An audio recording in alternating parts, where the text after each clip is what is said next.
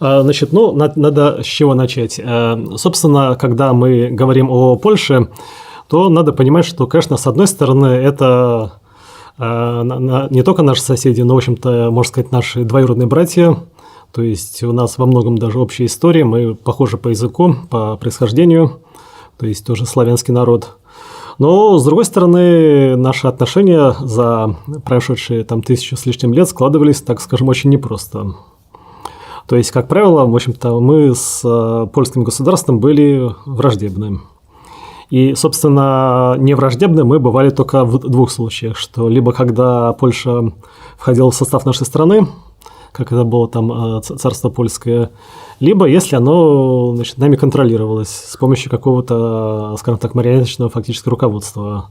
Как это было, собственно, до раздела в Польше, там в течение где-то примерно полвека, ну и потом в советский период после Великой Отечественной войны. Но советский период нельзя назвать марионеточным. Ну, фактически, это скажем так, что дружественные, но тем не менее, благодаря сказать, нашей поддержке, они там могли сохранять свою власть. Когда Советский Союз начали разрушать, то там, естественно, мы довольно быстро свои позиции утратили. Естественно, что это не значит, что нам сам по себе польский народ враждебен, то есть у нас там есть множество друзей и множество достойных людей оттуда, они у нас просто и живут, и служили нашей стране в разное время. Но, тем не менее, это скорее все-таки именно наши, скажем так, враги, наши соперники.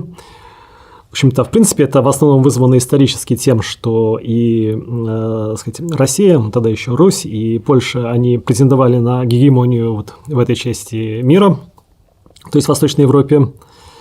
Но сегодня это, как бы, может быть, кому-то покажется странным, потому что сейчас все-таки Россия – это сверхдержава, несмотря на вот все эти события четвертьвековой давности.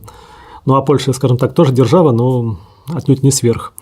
Но, в общем-то, в былые времена, где-нибудь там в средние века, фактически даже, в общем-то, не только что Польша была и крупнее, и сильнее нашего государства, но и даже та же самая Литва, то есть Великое княжество Литовское. Бывало и такое, да. Вот, значит, а потом они еще объединились, там была Речь Посполитая, и, в общем-то, тогда граница с Литвой проходила по нынешнему Подмосковью, то есть там всякие там Вязьма, там Белев, Венев, это все было, в общем-то, литовская территория уже. Но, тем не менее, вот это соперничество, несмотря на то, что мы были в менее выгодном положении, мы смогли выиграть. Соответственно, многим полякам это обидно, и, в общем-то, периодически у них там возникают всякие идеи реванша. И вот, собственно, если вернуться к той ситуации, которая была перед Второй мировой войной, то когда вот у нас нам внушают всякие такие идеи о том, что мы там предали Польшу, когда вот заключили этот пакт Молотова-Риббентропа, что, дескать, так нельзя, то надо просто вспомнить, что в тот момент Польша нам никоим образом не была другом, не была союзником, а наоборот, это была страна нам, в общем-то, очень так серьезно, сказать, враждебно настроенная. Причем это, в общем-то, выбор именно в пользу враждебности был сделан не нами, был сделан именно польским руководством еще во время нашей гражданской войны. Потому что, собственно, это именно Польша напала на Советскую Россию, а не наоборот. И перед тем, как наши войска пришли к Варшаве, до этого поляки побывали в Киеве. Ну и потом, собственно, опять же, вот из-за того, что у нас наш будущий маршал Тухачевский, так сказать, невинная жертва незаконных репрессий, он там отличился под Варшавой, фактически тогда получилось, что мы потерпели поражение и вынуждены были отдать такие обширные территории Западной Украины, Западной Белоруссии, которые, в общем-то, население которых было в основном не польское, и которые потом, значит, в составе вот этой возрожденной Речи Посполитой достаточно так жестко угнеталось. Но при этом, собственно, тогдашнему польскому руководству этого было мало, и они рассчитывали, что и дальше смогут поживиться за счет нашей страны. Ну и, собственно, это неудивительно, поскольку если вспомнить, что вот осенью 1937 года, когда был этот Мюнхенский сговор, то тогда Польша вместе с Германией, так сказать, дербанили Чехословакию, там откусив от нее очень такой лакомый кусок Тешинскую область. В принципе, после этого они вполне всерьез рассчитывали, что, опять же, вместе с Германией смогут и нашу страну тоже раздербанить. Ну, собственно, я здесь как-то уже в свое время цитировал этот доклад второй экспозитуры второго разведывательного отдела Главного штаба войска польского от декабря 1938 года. Там, в общем-то, во-первых, собственно, сам документ начинается с ссылки к тому времени уже покойного Юзефа Пилсудского, этого, как сказать, начальника польского государства, как его называли, значит, что расчленение России лежит в основе польских государственных интересов на Востоке.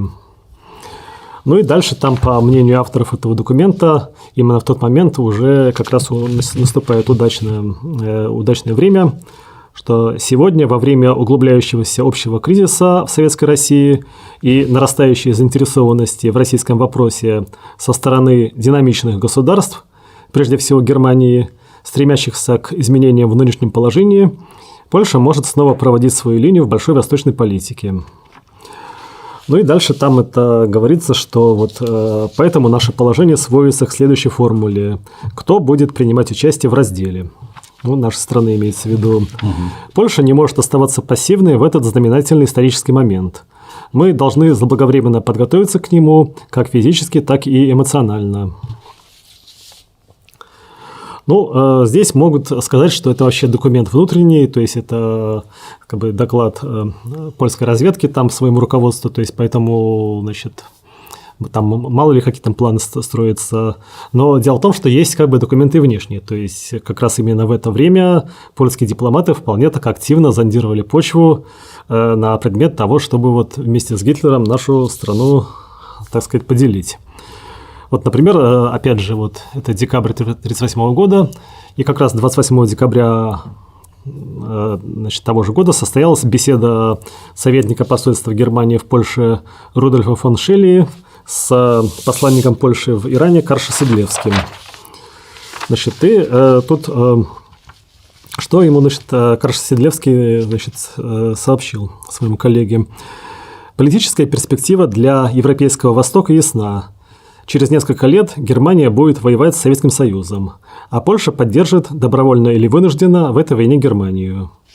Для Польши лучше до конфликта совершенно определенно стать на сторону Германии, так как территориальные интересы Польши на Западе и политические цели Польши на Востоке, прежде всего на Украине, могут быть обеспечены лишь путем заранее достигнутого польско-германского соглашения.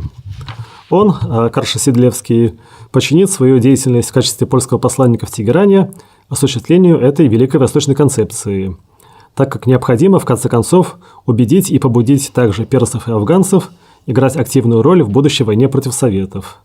Выполнению этой задачи он посвятит свою деятельность в течение будущих лет в Тегеране. Какая сволочь. Только Сталин ничего не знал про войну, все остальные были в курсе, и только Сталин ничего не знал.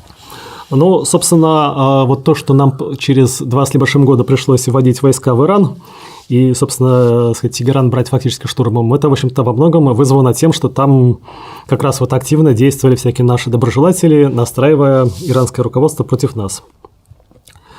А, собственно, ну, опять же, здесь это могут сказать, что это мелкая сошка.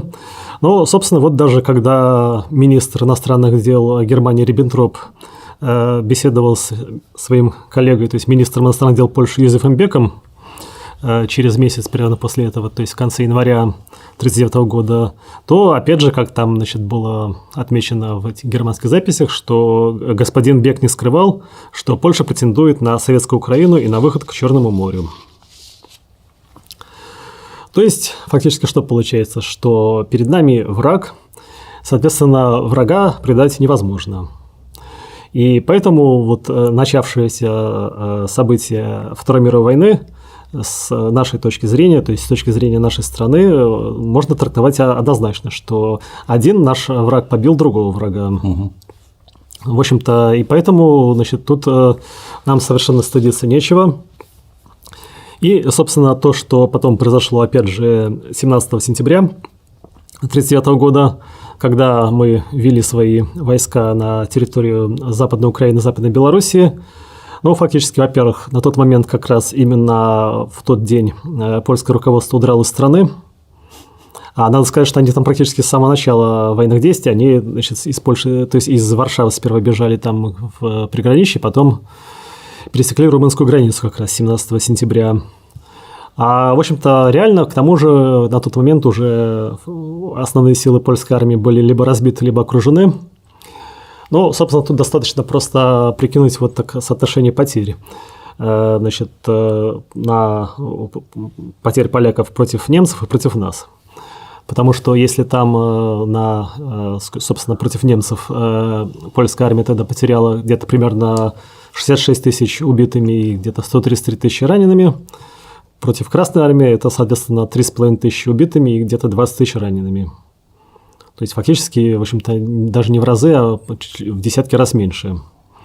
Ну, то есть, фактически, мы, в общем, в основном занимали эту территорию особо без боя, хотя там и были боестолкновения. Ну и фактически там уже прибирали, как говорится, то, что осталось бесхозным. По поводу того, что тут кто-то может высказаться, дескать, что это аморально и все прочее.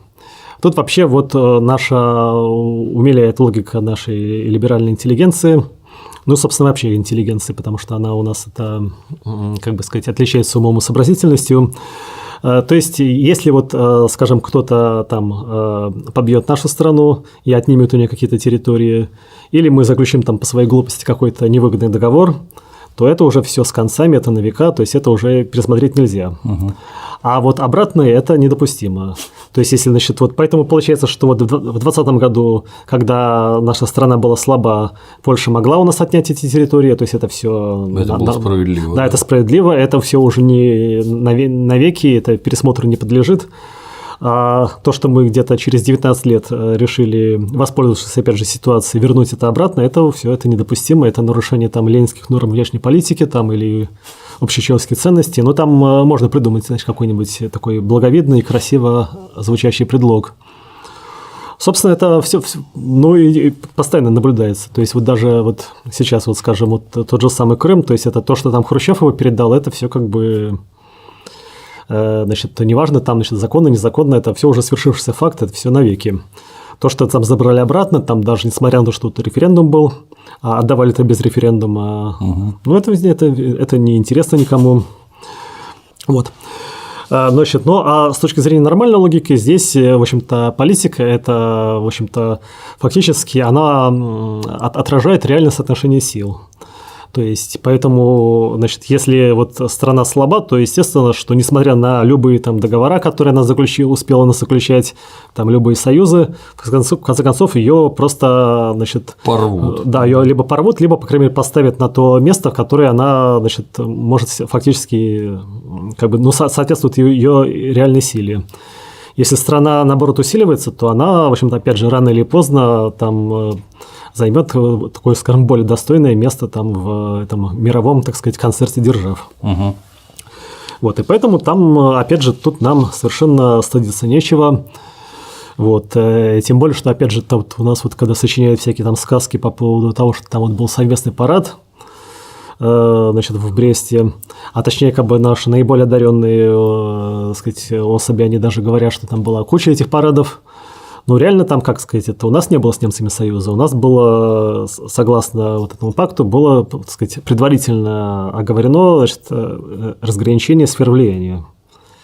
Причем не то, что вот это мы, дескать, это уже все делим, значит, а просто, что вот до этой линии это сфера влияния СССР, там, значит, сфера влияния Германии. Соответственно, поскольку немцы зашли немного вот, в нашу зону, соответственно, им надо было частично, значит, что-то вернуть, вот тот же самый Брест. И там просто был вывод немецких войск и ввод советских. Но при этом это обставлено, соответственно, в соответствии с правилами, так сказать, воинской вежливости, то есть, что там немецкие войска торжественно выходят, там наши, там, так сказать, машут и приветствуют их флагами, потом, соответственно, наши войска входят. Опять же, ну, этот вопрос, он как бы подробно рассмотрен, то есть это и желающий может посмотреть в интернете, там, в общем-то, приведена куча фотографий с этого мероприятия, то есть это все, опять же, если есть желание разобраться, то разобраться можно, и никакого совместного парада там не наблюдается. Ну, с точки зрения наших придурков, это, естественно, торжественный марш по случаю окончательного незаконного раздела Европы, тайного сговора, еще чего-то там. Я тут недавно, кстати, наткнулся на фотографии, как американские фашисты собираются в Нью-Йорке в Мэдисон Сквер Гардене, там, ну, то есть, может, неправильно называю, ну, короче, какой-то здоровенный стадион крытый, все кричат «Зиг Хайль», там, приветствия известные руками делают, и что? О чем это говорит? Ну, совершенно очевидно, наверное, о том, что Америка была фашистским, нацистским государством. Что за чушь вообще? Было такое, да. Вот. Значит, ну, дальше что, собственно, происходит? Там, при этом, опять же, когда мы вот заняли эти территории, как я уже сказал, что там, собственно, боестолкновений было, они были, но их было немного. То есть мы, собственно, нанесли достаточно такой небольшой, значит, кровавый урон именно польской армии, но зато было много пленных. То есть здесь мы даже фактически переплюнули немцев, то есть если немцам там сдалось где-то 400 с небольшим тысяч человек, а нам сдалось 457 тысяч. Но чем это было связано? В общем-то, с тем, что фактически мы занимали вот эти захваченные Польшей до этого Западную Украину, Западную Белоруссию. Соответственно, в воинских частях, которые здесь находились, там, значит, очень большое количество военнослужащих были из местных уроженцев, которые, естественно, не испытывали в массе своей никакого желания воевать за это польское государство, которое над ними издевалось эти 20 лет. И, соответственно, они, в общем-то, с радостью нам сдавались. И, собственно, опять же, вот вопреки вот этим представлениям там о этой кровавой гобне, которая там должна всех сразу же, ну, если там не расстрелять, то хотя бы там в ГУЛАГ загнать, их судьба была, в общем-то, вполне нормальной. То есть вот из этих 450 с лишним тысяч человек фактически больше, чем 2/3, они были сразу отпущены по домам. А в руки, так сказать, кровавой гобни было передано где-то порядка 125 тысяч человек. Но, опять же, в течение следующего месяца из этого количества где-то еще примерно 1/3, то есть где-то 40 с лишним тысяч человек были, опять же, отпущены по домам. Ну, там, видимо, уже после какой-то проверки. Вот. То есть, ну, оставшиеся действительно находились в лагерях, но это нужно, во-первых, в какой-то степени им благодарить свое собственное польское правительство эмиграции, которое было создано как раз вот 30 сентября 1939 года. То есть они в Париже находились, это правительство Сикорского. Но потом позже они переедут в Лондон, когда, соответственно, Париж падет. Вот, они там додумались до того, чтобы объявить нам войну. То есть, причем, значит, при том, что, скажем так, польские вот эти союзники-покровители, те же самые Англия и Франция, они вообще говоря, вот то, что мы заняли территорию, они вообще восприняли совершенно нормально. То есть, при этом вообще Черчилль, он так даже цинично заметил примерно так, что, да, конечно, вот Советы поступили нехорошо, но теперь все-таки существует линия вот советско-германского соприкосновения, то есть, которая там, видимо, он, как он надеялся, и не безосновательно потом когда-нибудь станет линией фронта. Ну и потом, опять же, все, в общем-то, трезвомыслящие политики, они вполне, в общем-то, понимали, что мы взяли свое. Вот. Ну, а вот поляки, они как бы имели свое особое мнение. Ну и поэтому, соответственно, вот эти люди, которые у нас оставались в лагерях, они таким образом как бы уже могли быть рассмотрены как военнопленные. Тем более, что тут надо отметить отдельно, что, в общем-то, из вот этого польского офицерства, а там в основном уже оставались во многом это офицерские кадры, были, в общем-то, и те, кто у нас отметился во время Советско-Польской войны. А ведь тогда, как известно, было массовое истребление пленных красноармейцев, было там массовое истребление и издевательство над мирным населением. А все-таки вот во времена Сталина советская власть, она была злопамятной. И там вполне могли там через 20 лет и даже больше, значит, это припомнить и, соответственно, там... Привлечь к Да, и привлечь, действительно. Причем, действительно, в общем-то, находили, даже, значит, судили и расстреливали. Ну, собственно, потом это и в послевоенное время тоже было. То есть у нас, в общем-то, нацистских преступников ловили, в общем-то, фактически почти до самого момента завершения существования СССР.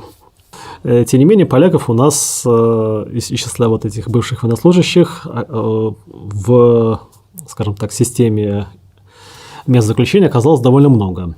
И поэтому, когда вот после нападения Гитлера на нашу страну Англия стала нашим союзником, соответственно, они, значит, провели переговоры с нами и, значит, соответственно, надавили на вот это польское правительство в изгнании, которое к тому моменту уже сидело в Лондоне. И в итоге 30 июля у нас было, 30 июля 1941 года, было заключено соглашение между СССР и вот этим правительством Сикорского о том, что значит, мы заключаем, значит, то есть мы признаем это правительство в изгнании, заключаем с ним военный союз, и там вот пункт 4 гласил так.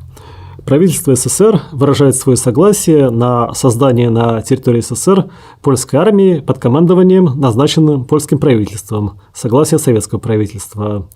Польская армия на территории СССР будет действовать в оперативном отношении под руководством Верховного командования СССР, в составе которого будет состоять представитель польской армии. То есть мы на своей территории создаем польскую армию. Причем здесь что важно, что эта армия должна действовать в оперативном отношении под нашим командованием. То есть они как бы в политическом смысле подчиняются своему правительству, но в военном это должны сражаться под нашим командованием там, где мы скажем, то есть, в общем-то, на нашем фронте, очевидно. Да. Соответственно, через неделю после этого вот был назначен командующий вот этой польской армией генерал Владислав Андерс. А 12 августа, то есть еще где-то через 6 дней, Президиум Верховного Совета СССР издал указ о предоставлении амнистии польским гражданам. И, соответственно, у нас из лагерей начали освобождать вот этих несчастных польских военнослужащих и, соответственно, формировать из них эту армию. Ну, скажем так, не только из них, потому что все-таки у нас достаточно было польского населения в стране, как, в общем-то, коренного, так, в общем-то, и из числа граждан, собственно, бывшей Польши, которые, значит, оказались на нашей территории. Соответственно, уже к 31 августа, то есть за месяц, было там набрано где-то 20 тысяч человек в это, так сказать, войско польское, а к концу октября уже 40 с лишним тысяч. Причем, значит, здесь опять же, как, в общем-то, отмечали сами поляки, значит, что, как сообщал там в отчетах в Лондон их посол в Москве, военные признают, что советские власти засчитывают продовольствие, вооружение и снаряжение, ими поставляемое, по чрезвычайно низким ценам. Советские военные власти весьма облегчают организацию войска польского. На практике они полностью идут навстречу польским требованиям, отдавая войску солдат, мобилизованных уже в Красную армию на землях Восточной Польши. Ну, то есть это получается что? Что вот люди, значит, которые уже призваны в Красную армию, но польской национальности, их туда передавали, причем, значит, в структуру, которая даже, в общем-то, формально подчинена не нам. Значит, за счет чего вообще вот эта армия снабжалась? Потому что мы тогда вот этому иммигрантскому правительству предоставили кредит в 65 миллионов рублей. Неплохо. Значит, с условием, что в течение 10 лет после окончания войны он будет погашен. Поскольку, значит, потом с этим правительством мы расплевались, значит, потом мы создали свое правительство в Польше, естественно, нам это никто не возвращал. Кстати говоря, что, значит, важный момент, что вот это 65 миллионов это было в 1941 году, а в следующем, в 1942 году, дали еще 300 миллионов. 300? Да, рублей. Вот, то есть, в принципе, сумма такая достаточно, в общем-то, ну, хотя бы не слишком большая, но, в общем-то, не маленькая. И теперь получается, что поскольку вот сейчас в Польше считают, что, вот, дескать, этот послевоенный период, вплоть до конца 80-х, это все не считается, это была какая-то советская оккупация, а они сейчас там являются, можно сказать, правопреемниками вот этого лондонского правительства, что вот оно было законное. Так, а тогда бы неплохо бы и кредит вернуть. В общем, да, здраво. То есть, почему-то вообще, вот, опять же, во всех вот этих игрищах, там все всегда это ведется как бы в одни ворота. То есть, вот если там мы что-то там отдали, но это все опять с концами. То есть, это за это требовать нельзя. То есть, это, значит, отказались, так отказались. А зато вот с их стороны они там могут вспоминать всякие там долги, которые там якобы не погашенные, там если ущерб от оккупации, там еще что-нибудь насчитывать.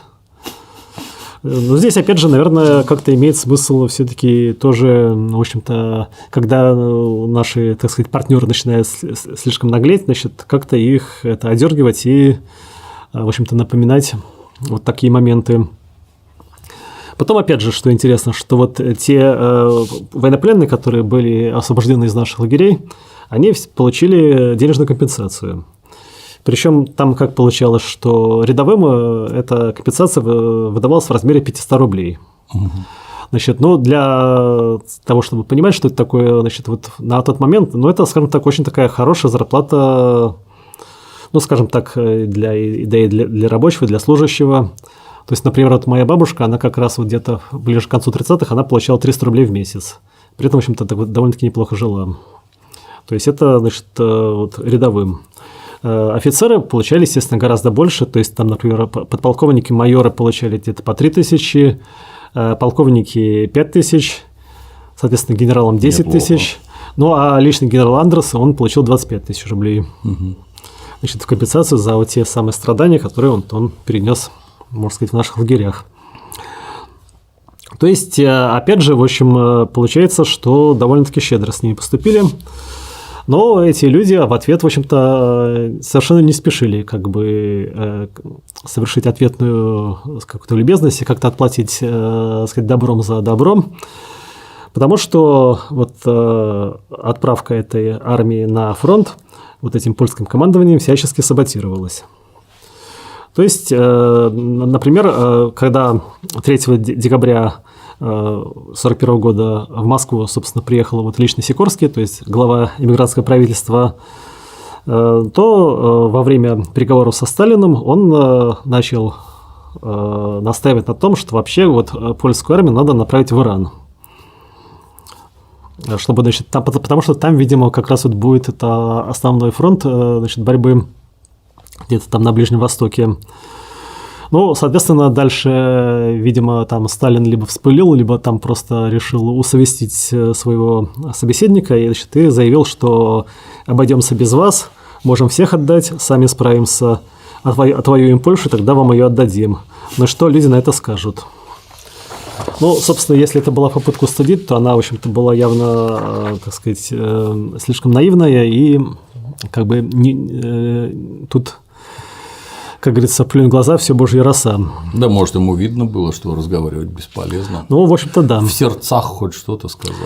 Вот. И в итоге, значит, как раз когда уже к концу лета 1942 года, когда вот у нас началась эта Сталинградская битва, когда, в общем-то, ну, действительно, любая вооруженная помощь была бы очень к месту, все-таки вот эта польская армия, она по настоянию польского правительства и, соответственно, их западных покровителей была выведена в Иран в распоряжение английского командования.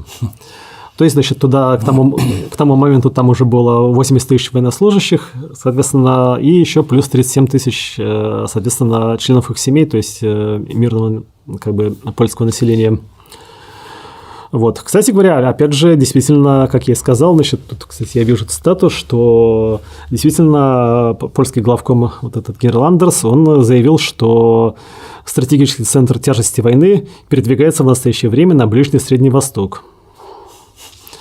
Ну, то есть понятно, что как бы там, видимо, решающие сражения вот этой Второй мировой войны состоялись где-то под Эль-Аламейном, вот, значит, в то время как тут некоторые отсиживались в окопах Сталинграда, значит, а там было самое основное. 3 танка схватилось, да? Да. Вот. Причем, опять же, значит, ну, с другой стороны, может быть, как бы и правильно, что этих людей, значит, туда отпустили, потому что кадры были еще те. Поскольку все-таки понятно, что когда вот существует такое вооруженное формирование, даже пускай это даже и своя армия, то там, естественно, что есть, соответственно, служба безопасности, там есть некая агентура, которая, ну, как бы, выражаясь современным языком, производит мониторинг. Значит, вот. И здесь, значит, судя по агентурным данным, там разговоры среди вот командного состава войска польского велись, значит, на тему, что вот после того, как вот разобьем Германию, дальше будет война с Советским Союзом. Потому что он, значит, у нас вот там это забрал вот эти кресы всходни, то есть Западную Украину, Западную Белоруссию. Тут, например, вот там некий поручик Корабельский, он заявлял следующее. Мы, поляки, направим оружие на Советы. Мы вместе с Америкой используем слабость Красной Армии и будем господствовать на советской территории.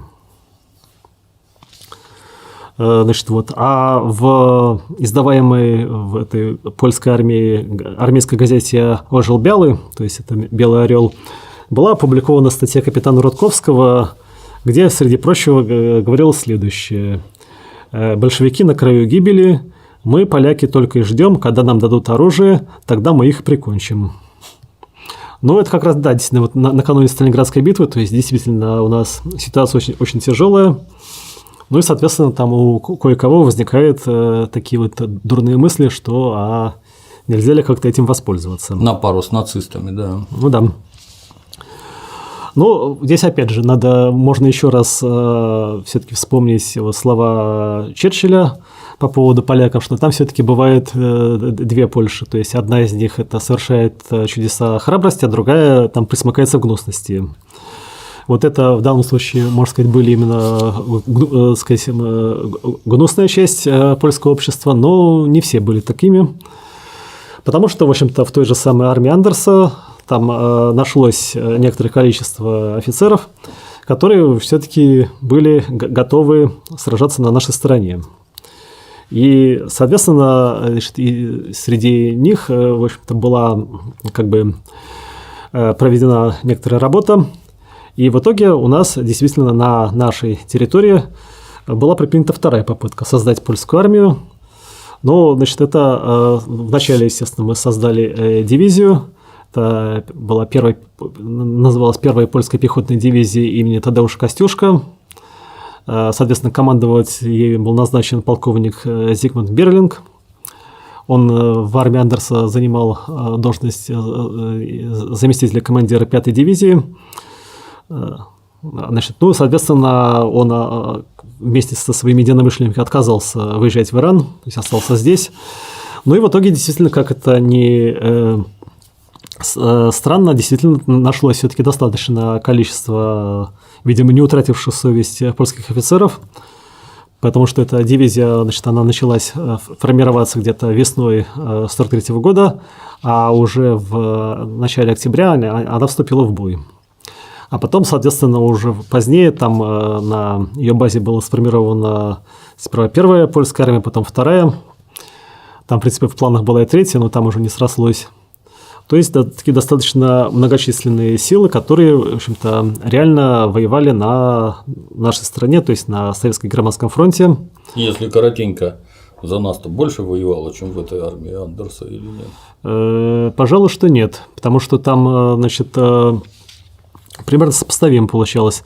Но при этом еще надо что иметь в виду, что здесь, хотя нет, вру, потому что там как получилось, после того, как мы уже вот вступили на польскую территорию, там, значит, к этой войску польскому еще присоединилась вот эта армия Людова, которая была создана местными коммунистами, там тоже где-то было 1060. Тогда, да, получалось на нашей стране больше. Вот. Но, опять же, к сожалению, это в изрядной степени компенсируется тем, что на немецкой стороне поляков тоже было, как говорится, дофига и больше. То есть, значит, опять же, кстати, вот я помню, когда у нас был один из разведопросов на тему вот этих самых европейских союзников Гитлера, там в комментариях кто-то там написал по поводу того, что как вот это, откуда, значит, столько поляков там оказалось на немецкой службе, что там я называл цифру где-то 500 000. Ну, это действительно так, в общем, там, ну, там, конечно, там в эту цифру входят и те люди, которые более, скажем так, национальности промежуточные. Ну, понятно, что если, например, человек, значит, у него, скажем, например, он там полунемец, полуполяк, то в зависимости от обстоятельств он может там писаться либо туда, либо сюда, значит, как там, смотря выгодно. Но, в общем-то, этнические поляки тоже попадались. Ну, собственно, вот, значит, есть вот такая замечательная книжка, что, соответственно, польского автора поляки в вермахте. То есть там… Ришард Кашмарик. Да, Качмарик, да. Вот, то есть книга такая большая, основательная, там с иллюстрациями. Так, и как же они там служили? Ну, как сказать… Они жаловались то, что там это, опять же, судя вот по опросу пленных, которые там попадали во время войны, особенно там в 1941-1942 годах, Значит, они жаловались, что там немцы к ним относятся не по-товарищески, то есть там рассматривают как неких унтерменшей. Но, тем не менее, там действительно, да, в общем-то, у нас целый ряд дивизий на нашем фронте были, значит, с изрядной долей польского контингента. То есть, например, вот в 96-й пехотной дивизии вермахта в 1942 году поляки составляли где-то примерно 40-45% личного состава. В 11-й пехотной дивизии там вместе с чехами где-то примерно 30%. В 57-й пехотной дивизии тоже около 30%. Ну и там и еще в ряде таких формирований поляков было много. При этом, значит, что, опять же, как я уже говорил, что, значит, к ним отношение со стороны немцев было не очень хорошее. И вот, например, некий поляк Эрнст Бичковский во время допроса, это где-то август 1942 года происходит, значит, показал следующее. Прибывшее к нам в конце июля и в первых числах августа пополнение, примерно по 8-10 человек на роту, состояло исключительно из поляков. Все они абсолютно не знали немецкого языка и жаловались на грубое и нетоварищеское отношение немцев. Ну, собственно, здесь это, как сказать, то, что нетоварищеское отношение, это понятно, потому что это, в общем-то, с немецкой расовой точки зрения это унтерменши. Ой, кто? Да. Ну и, наконец, тут надо вспомнить еще об одной составляющей, так скажем так, польских, но не вооруженных сил, а, скажем так, вооруженных людей, которые участвовали в войне. Это, естественно, знаменитая армия Краева, которая сейчас в Польше всячески прославлена. Но в советское время, кстати говоря, про нее тоже, в общем-то, у нас вполне было известно, то есть про них писали в учебниках, то есть это не замалчивали. Но, естественно, отношение уже было не очень положительное, потому что, как получилось, что, в принципе, эти люди, то есть вот эта армия Краева, она была создана где-то в феврале 1942 года. Формально это была очень многочисленная структура, то есть там где-то было порядка около 300 тысяч человек. Но при этом, в общем-то, партизанскую борьбу они вели, так скажем, очень вяло. Ну и здесь, опять же, чтобы вот меня не обвинили в том, что я использую там советскую пропаганду, процитирую нашего соотечественника, такого белого эмигранта с такой, в общем-то, знаковой фамилией, как Трубецкой, который, значит, будучи эмигрантом, как раз оказался в партизанском отряде из армии Краевой. Значит, и вот что он там описывает. Отряд жил мирной, размеренной жизнью маленькой воинской части. Изредка проводились занятия с новобранцами. Чувствовал, что здесь нет постоянной напряженной борьбы с немцами. Но все же каждый день еще затемно отправлялись в разные стороны патрули смотреть, не обставляют ли немцы лес для облавы. Иногда группа партизан уходила на акцию, в основном за продуктами, или сделать внушение, главным образом плеткой, какому-нибудь стукачу или фоксдольчу. Насколько я знаю, другие польские отряды жили такой же размеренной жизнью, сохраняя свои силы и особенно не докучая немцам. А вот боевых действий при мне не было. Но сказать, что их совсем не было, неверно. Были и нападения на немецкие посты, но все это ограниченные действия. И это можно понять. Немцы жестоко мстили за активные действия, расстреливая и вешая заложников, уничтожая деревни. Как, зная все это, нападать, если пострадают твои близкие? Ну, я здесь замечу, что, в общем-то, на нашей территории немцы вели себя, в общем-то, точно так же и даже, в общем-то, гораздо жестче. Покруче. Да. То есть, да, там у них были, значит, в наказание за нападение на немецкие гарнизоны, за всякие акции, там, да, они проводили репрессии, уничтожали мирное население. Но, тем не менее, в общем-то, борьбу вести надо, потому что если там, как бы тогда, вот, если рассуждать с точки зрения, так скажем, чтобы вот, как бы никто бы не пострадал, так надо тогда просто сдаваться. Значит, добровольно идти в рабство, тогда, в общем-то, точно уже, точнее, как сказать, тогда все равно как бы могут убить, но, точнее, тебя просто забьют как барана, но не сопротивляющегося. Поэтому это, конечно, в общем-то, на самом деле отмазка. Поскольку, значит, таким образом просто получается, что эта структура, она, в общем-то, особенно, видимо, и не хотела или не могла сражаться против немцев. А тут, что еще интересно там, что когда, собственно, наши войска вышли на линию госграницы и вступили на территорию Польши, то вот тогда как раз уже лондонское правительство и подчиненная ему вот эта армия Краева решили сыграть свою игру. Значит, они организовали так называемую операцию «Буря». Значит, в чем ее была суть? Значит, они решили воспользоваться моментом, когда вот, значит, немцы отступают, вот, русские только входят на территорию Польши. Значит, и по их замыслу было бы очень здорово вот сейчас вот захватить ряд населенных пунктов, причем, естественно, желательно таких знаковых, вот как та же самая столица, то есть Варшава, то же самое Вильна, нынешний Вильнюс, который, в общем-то, когда-то был столицей вот этой литовской составляющей Речи Посполитой, скажем, тот же Львов.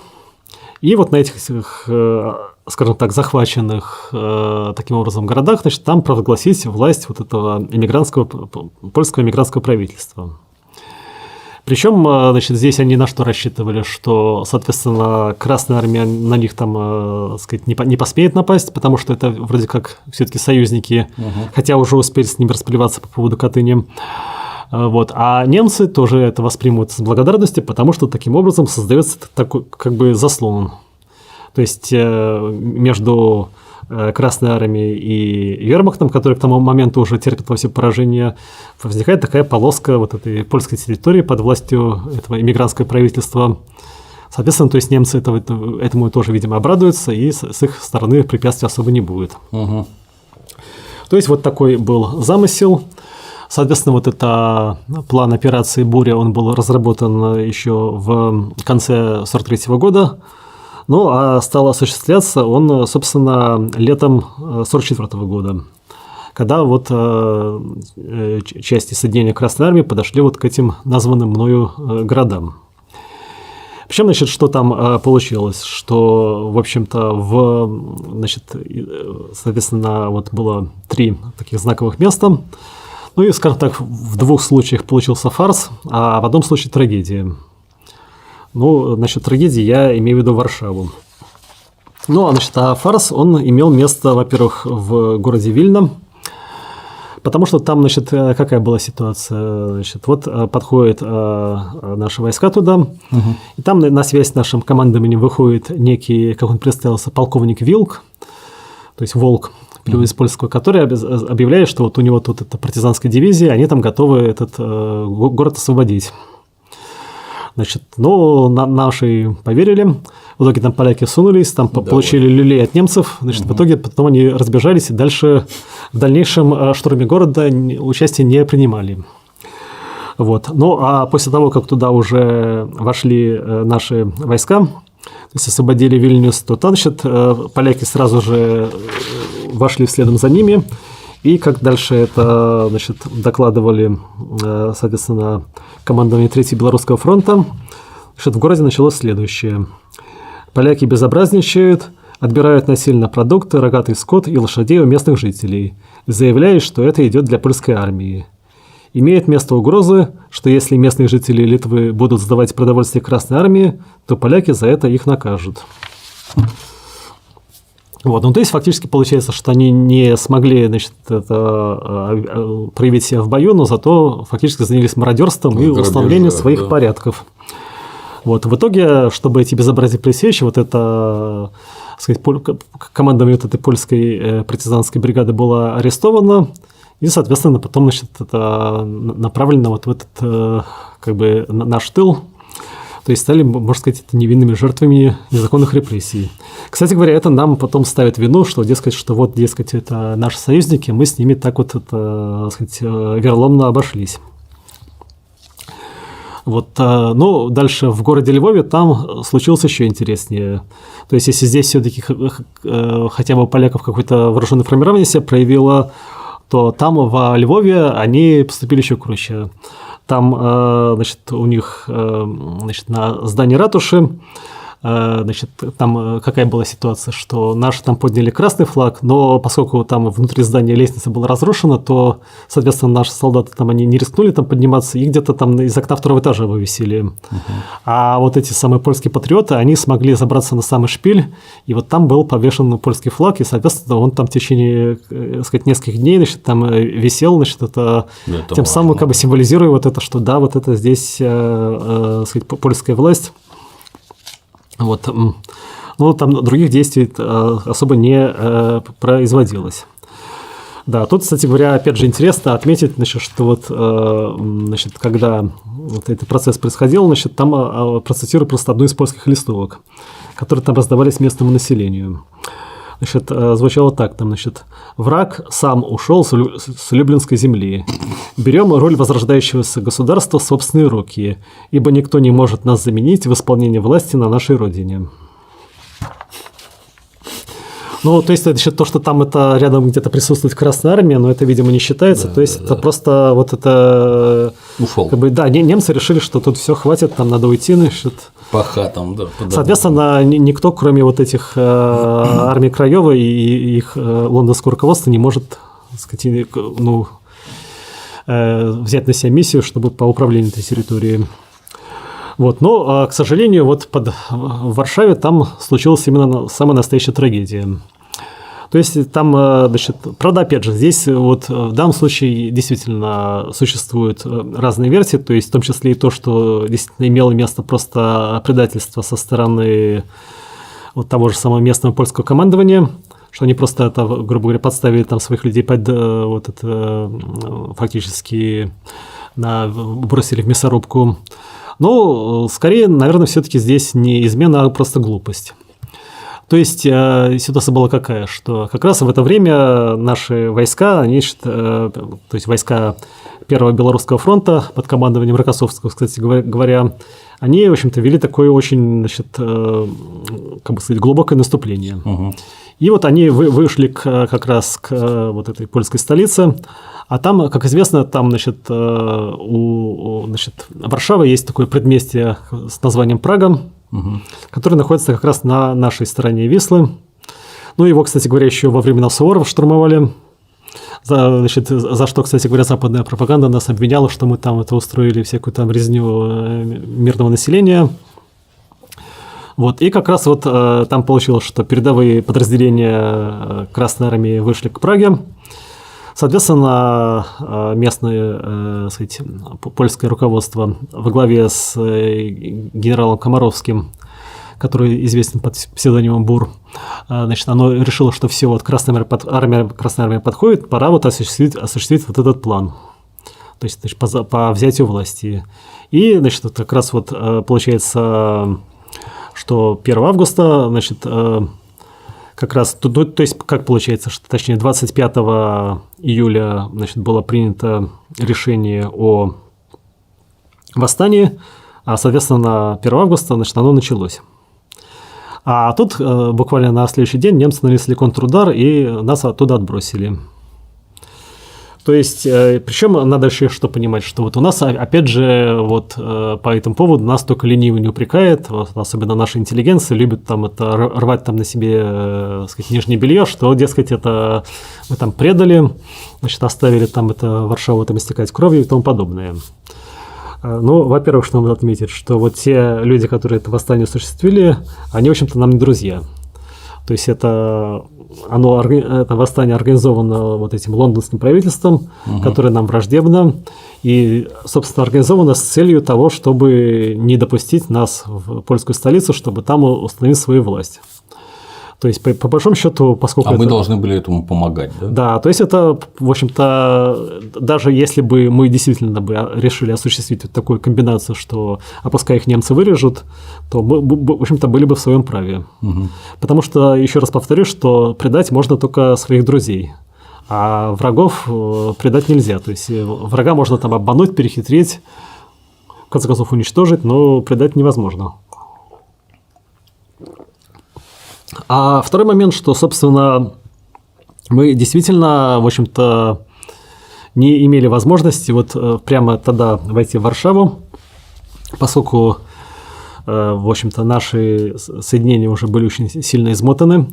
Тем больше, что там немцы нанесли контрудар, они туда подтянули как раз эсэсовские дивизии, «Викинг» и «Мертвая голова». То есть, фактически мы только к 14 сентября смогли все-таки занять Прагу, то есть вот это предместье Варшава, выйти к Висле. Потом, опять же, значит, ведь это восстание было совершенно не согласовано с нашим командованием. И, опять же, казалось бы, что если вы все-таки рассчитываете на какую-то реальную помощь от Красной Армии, то надо хотя бы там, не знаю, попытаться пробиться к Висле и там, значит, обеспечить возможность переправы туда. Но это тоже, в общем-то, сделано не было. Хотя, опять же, у нас вот после того, как Прага была занята, то к середине сентября, то есть это получалось где-то в районе 15 сентября, у нас была сделана попытка форсировать Вислу, значит, и, то есть непосредственно пробиться к Варшаве, то есть к восставшим. Но при этом, опять же, надо все-таки отдать тут должное, что у нас для этого использовались как раз вот это соединение из войска польского, то есть это 3-я польская дивизия. Ну, в конце концов, все-таки как-то не цинично, но, в общем-то, наверное, польскую столицу должны освобождать в первую очередь поляки. Было бы неплохо, да. Да. Чтобы им потом было чем гордиться. Вот. И, ну, тут действительно, вот про этих людей там я ничего плохого не скажу, то есть они действительно героически пытались там пробиться, но в итоге там понесли очень значительные потери и были вынуждены через неделю после этого, с этого плацдарма отойти. Ну, а, соответственно, восстание было вскоре подавлено. Немцами. Да. Причем фактически там что получалось, что вот это руководитель восставших генерал Буркомаровский, он там, значит, выговорил себе такие достаточно приличные условия содержания. Значит, причем, кстати, интересно, что с немецкой стороны это, значит, восстание, там, подавление восстания руководил, если не ошибаюсь, да, это немецкий, так сказать, эсэсовский чин под тоже такой фактически как сказать, полонизированной фамилией Бах-Зелевский. Значит, вот, кстати, известная вот фотография, где вот это самое, они с Комаровским пожимают друг другу руки после капитуляции. Ну и, собственно, в общем-то, потом, как они уже выяснили, так сказать, в задушевной беседе, что, оказывается, в свое время действительно они там происходили оба из шляхетских родов, и, соответственно, основатели их родов, они были, значит, это пожалованы в дворянское достоинство Яном Собесским, вот этим знаменитым польским монархом, после вот битвы под Веной. То есть, видимо, вот такие, значит, родственные души. Ну, а то, что там, в общем-то, были, в общем-то, колоссальные потери среди доверившихся им людей, которые там, ну, вот людей, доверившихся вот лондонскому правительству, которые там восстали, то, что там, в общем-то, Варшаву там разнесли, в общем-то, сказать, до состояния щебенки, это, как бы, видимо, не считается. А у них там как? Такой практический вопрос.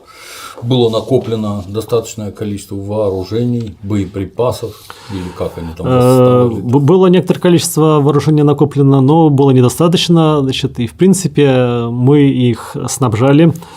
То есть, значит, ну тут опять же какая ситуация получается, что вначале там снабжением восстания попытались заняться американцы, причем, значит, совершая челночные рейды через, сказать, фактически линию фронта. То есть мы тогда предоставили американцам аэродром под Полтавой для их бомбардировщиков. Они там оттуда летали бомбить Германию. Ну и, собственно, вот американцы обратились к нашему командованию с просьбой там разрешить им вот и снабжать поляков в Варшаве. Но потом что получалось, что эти самые американцы, они ведь как, значит, они сбрасывали контейнер с большой высоты, потому что понятно, что когда стратегический бомбардировщик летит, значит, то ему снижаться нежелательно. И ветром. Да, то есть получалось, значит, да, что там, значит, когда вот 18 сентября был такой массовый вылет, значит, там где-то примерно 1300 контейнеров сброшено, из них, собственно, до повстанцев долетело 228.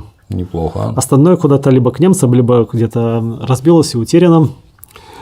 Вот, поэтому после этого мы просто отказали союзникам в дальнейших таких операциях, что нам сейчас опять же ставится в вину как такое некое злоумышленное предательство.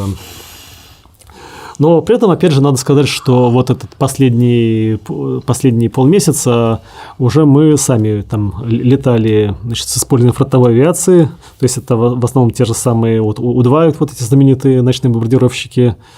Соответственно, естественно, они там это сбрасывали груз где-то с высоты там где-то 200 там, даже метров и даже меньше. Соответственно, там, значит, было сброшено так достаточно, ну, конечно, скромное, но все-таки еще нужное оружие, то есть там порядка там где-то 150 минометов, там то есть 500 противотанковых ружей. Неплохо. Там из стрелковки кое-что, значит, также где-то 120 тонн продовольствия. Вот. Но, опять же, к сожалению, там этого оказалось недостаточно. Но, собственно, понятно, что ведь восставшие на что рассчитывали, что все, как бы тут это немцы уходят, значит, то есть потому что, ну, естественно, согласно пропаганде, что они потому что сами, видимо, решили, то есть природные явления, а так, естественно, понятно, что их Красная Армия гонит, и что под шумок можно будет без боя занять столицу. Угу. А тут пришлось вести, в общем-то, уличные бои. Вот ведь воевать пришлось, да. И, собственно, опять же, что интересно, что ведь даже, можно сказать, это преемник Комаровского на посту вот, командующего армией Краевой генерал Леопольд Окулицкий, если не ошибаюсь, по-моему, то потом даже стал жертвой сталинских репрессий. Значит, он в специальном закрытом докладе, адресованном лондонскому правительству, писал следующее. Судьба битвы за Варшаву была предрешена в советско-немецком сражении 4 и 5 августа. Неверно предположение, будто советские войска не заняли Варшаву, потому что желали гибели оплота польской независимости. Правда состоит в том, что 4 и 5 августа Советы проиграли собственную битву за Варшаву. То есть в данном случае как бы они, в общем-то, сами все прекрасно, в общем-то, понимали, что реально как бы с нашей стороны такого, в общем-то, злого умысла не было. То есть просто так вот сложилась ситуация, причем сложилась ситуация, в общем-то, опять же, не по нашей вине, потому что, еще раз повторю, что вот это восстание, оно было совершенно не согласовано с нашим командованием. И, соответственно, значит, видимо, тот, кто это затеял, в общем-то, он и несет моральную ответственность за его исход. Ну, тут одно из двух. Либо полные дураки планировали, не понимающие, что делать, либо им так и надо было. Ну да, то есть это, опять же, либо глупость, либо измена. Но, опять же, если учитывать, что в такой ситуации там наверняка, в общем-то, все-таки решал не один человек, там, а группа людей, то возможно, что было и то, и другое. Да. Замечательная страна. Прекрасное руководство. Ну, это да.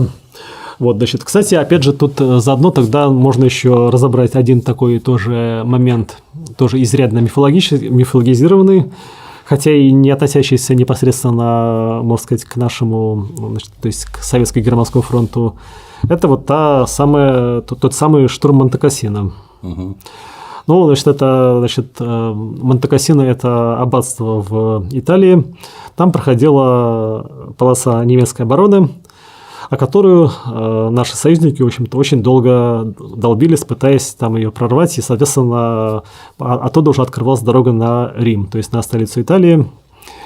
Там, собственно, было предпринято, значит, там 4 штурма, начиная где-то с начала, по-моему, 44 года. А кто штурмовал? Англичане? А там вообще там была такая, в общем-то, сборная солянка. То есть там, в общем-то, отметились, в общем-то, то есть кого там только не было. То есть там были и французы из числа, значит, тех формирований, которые там были из деголевцев, и американцы, и там всякие жители колонии там. Даже в итоге там, как ни странно, в общем-то, можно сказать, такую решающую роль сыграли марокканские арабы. Значит, ну, естественно, что, значит, поляки приписывают себе решающую роль, потому что как там получалось, значит, что вот, значит, там вплоть до где-то 12 мая 1944 года там вот поляков не было, соответственно, то Монте-Кассино взять не смогли. Соответственно, 12 мая там, значит, вступает в бой вот армия Андерса, и, значит, они сразу же через 3 дня, значит, там, сказать, немцы, соответственно, как бы ушли, то есть это линия обороны прорвана. Ну, собственно, там на самом-то деле ситуация, то есть, как сказать, они действительно пошли в бой, но реально, в общем-то, и попытка штурма с участием поляков тоже была отбита, причем с большими потерями, то есть там они потеряли где-то примерно 4000 человек. Ого. Да, в том числе около 900 убитых. Нет, а там действительно, там как бы союзники наши, в общем, там кровью умылись, то есть это действительно... Немцы свирепые. Немцы, да, они держались очень хорошо. Но тут как раз вот в действие вступили вот те самые арабы, мной упомянутые, потому что, ну, они, может быть, и вояки не очень хорошие, но зато они смогли там просто позиции немцев обойти. Угу. Значит, там по местности, которая считалась непроходимой. А после этого, когда уже немцы обнаружили, что как бы, обход, то они просто вынуждены были эту позицию покинуть. Ну и формально, да, получается, что вот поляки поучаствовали, там сказать, немцы, соответственно, вынуждены были отступить. В общем, кстати, интересно, что вот в этой книжке там как раз описан такой один, в общем-то, забавный эпизод, что там в немецкой армии как раз под Монте-Кассино воевал один гражданин польской национальности, который туда был призван еще в 1943 году. А, соответственно, когда он еще, опять же, понял, что тут запахло жареным, значит, он там где-то спрятался где-то, значит, а потом, когда появились солдаты союзников, почему он обнаружил, что это его соотечественники, он, значит, там высунулся и, значит, закричал, что не стреляйте, я поляк. Ну и, соответственно, его там естественно, с радостью там приветствовали, и, значит, он оказался на стороне союзников. Вот. То есть, в принципе, здесь можем что сказать, что история, конечно, в общем-то, неоднозначная, и действительно, в общем-то, Польша, она все-таки изначально воевала против Гитлера, то есть и в сентябре 1939 года, и там были польские формирования, которые воевали, собственно, и там английской армии, там и летчики были.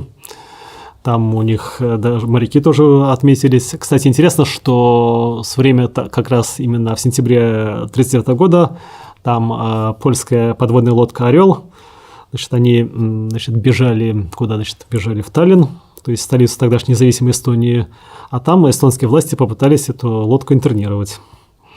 Значит, но в итоге что получилось, что польские моряки, они просто обезоружили эстонскую охрану и, соответственно, удрали в Швецию, а потом дальше уже в Англию. Вот. Ну, нет, ну в данном случае, как бы они, естественно, в своем праве, то есть они, если считают, что должны продолжить вооруженную борьбу, то, в общем, здесь как бы можно только как бы приветствовать такого рода шаг. Вот. Но в целом, в общем-то, надо опять же помнить, что, во-первых, все-таки было немало, скажем так, жителей Польши, в том числе и польской национальности, которые служили нашим противникам, то есть непосредственно служили немцам. А там же, в общем-то, да.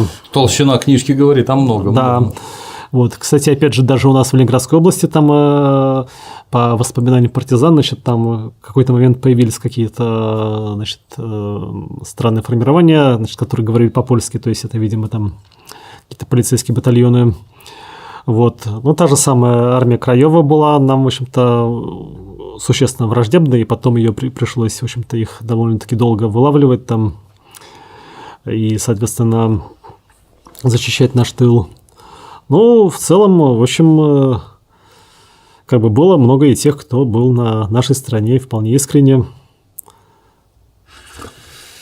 Да, про восстание не знал. Я никак понять не мог, что же там такое происходило-то, в чем нас все время обвиняют, что ж мы там такое неправильное сделали. Оказывается, как раз наоборот, все правильно. Кстати, по поводу еще восстания, если что-то в качестве такого дополнительного последнего штриха, здесь ведь опять же, что интересно получается, как вот примерно с разделом Польши, которому предшествовал раздел Чехословакии, в котором Польша поучаствовала, так и вот с этим якобы преданным восстанием, как раз примерно за год до этого, в 1943 году, было восстание в еврейском гетто Варшавы.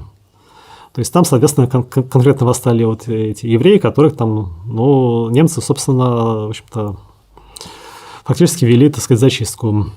И при этом, в общем-то, никто из вот армии Краева тогда палец о палец не ударил в том, чтобы этим восставшим евреям помочь. То есть, список Шиндлера с этого начинается. Самые коммунисты, коммунисты им помогали, а вот националисты нет. Поэтому, собственно, как бы вопрос, значит, что если вы сами там предали, значит, ну, Как националист кому-то вообще может помогать? Он и своим-то не всем помогать будет, потому что ты правильный или неправильный, а уж чужие-то все неправильные точно, особенно евреи. Я помню у них еще в 70-е годы при переписи населения там, в ГДР и в Польше там евреев не было вообще. То есть они просто всех вывели, там, всех убили, кого только можно. Можно еще вспомнить замечательный побег из лагеря Собибор, где местное население разбежавшихся заключенных ловило, убивало, сдавало немцам. Масса там геройских подвигов. Спасибо, Игорь Васильевич. Будем дальше заглядывать в эти замечательные исторические события. А на сегодня все. До новых встреч.